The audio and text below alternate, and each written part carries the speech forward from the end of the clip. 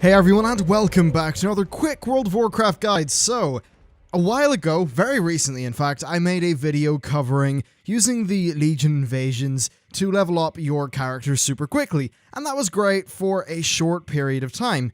About a week rolled by, and then Blizzard increased the spawn rate of the Legion invasions, as has been the plan. Essentially, they have an increasing spawn rate every week, and this coming week, actually, I believe today, at least for the Americans, will be the final week of the invasions where they'll pretty much always be active, so it'll be pretty damn intense. But anyway, to compensate for that increase in spawn rate, they actually nerfed the experience, and then there's been a few hotfixes here and there, a few different little design tweaks, and now we've actually arrived at a state where, wow, it is extremely powerful for leveling. So anyone who was a little bit dissuaded by those previous nerfs, this video is encouraging you to actually go out there, use this as a leveling method, and I'll just give you some of my own results. So I didn't have a priest at all on the server that I'm rolling my Horde characters on. So I made a priest, I got it to level 10, I did 3 of these demon invasions, and now it's level 30, and one of those invasions was only a half invasion because I arrived late. Yep, the increase in experience is pretty intense,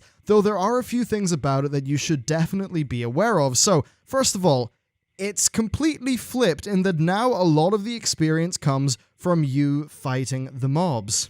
So basically, if you've tagged a mob, you will get experience. There were some issues with how experience was being shared between characters. I believe that stuff is now fixed. You get a lot of experience for killing the mobs. You get more experience for killing the larger mobs, so the Legion sub-commanders, the rare mobs, the big infernals. They'll all give you more experience than the smaller mobs. Now, this is something that people are going to be able to gain, and I was doing this on a priest, so I could just dot stuff up. And if you multi-dot, you're tapping everything, you're actually helping the raid because, well, you're doing damage to everything, quite a lot of damage because it's all over time, and you're getting an absolutely insane amount of experience. The only thing that you need to do is just ensure that you don't actually die.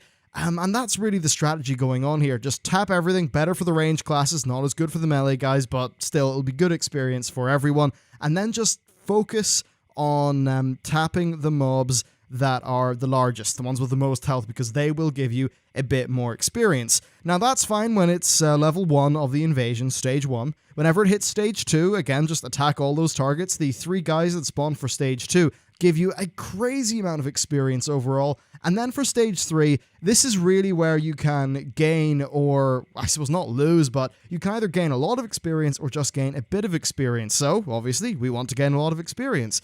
The way you get experience from stage 3 is killing the mini-bosses, so the skulls on your map. As soon as it hits stage 3, generally what happens is everyone mounts up and heads towards the nearest one to you. Now, if you're doing this in a new character, you won't be able to fly, so you need to be extra sharp here. If you're slow, then by the time you reach the mob, it will be dead and you'll get no experience. So what you want to do is just be really damn fast.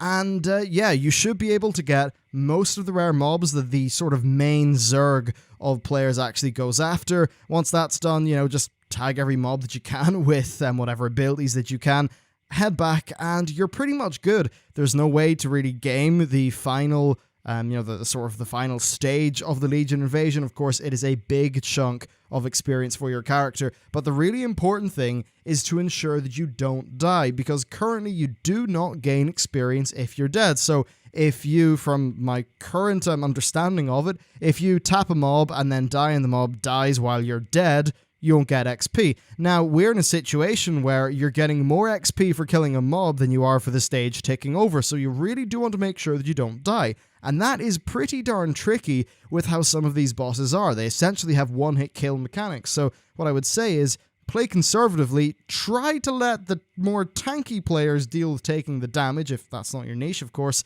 And I suppose if you are a tank, then you're the real MVP because you're putting it all on the line so that other people don't die. But yeah, that essentially is what's going on. You'll get a crazy amount of experience doing this. I found you get more XP doing it this way, actively playing the game, than you did when I made my original guide. Now, I gained all of those levels not using an Elixir of the Rapid Mind. Bear in mind, you're able to stack your heirlooms, an Elixir of the Rapid Mind, a Elixir of Ancient Knowledge, recruit a friend. Like, you can really stack this up to be absolutely insane. And yeah, it's not that much longer until Legion. Now that there's pretty much a Legion invasion everywhere in the world, it's super worth doing this now. And, you know, you won't have that much downtime. The only thing that's a bit of a pain in the ass is, of course, the fact that you're just going to have to be, you know, flying about the place, running around on foot from invasion site to invasion site. Now, that could be a pain in the ass.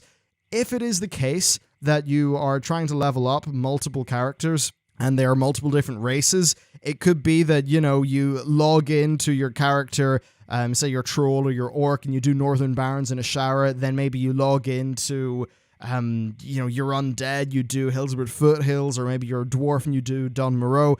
There are ways to cut down your travel time there until your characters are a high enough level that they'll be able to use a Flying Mount, which, of course, will be a lot faster for getting around.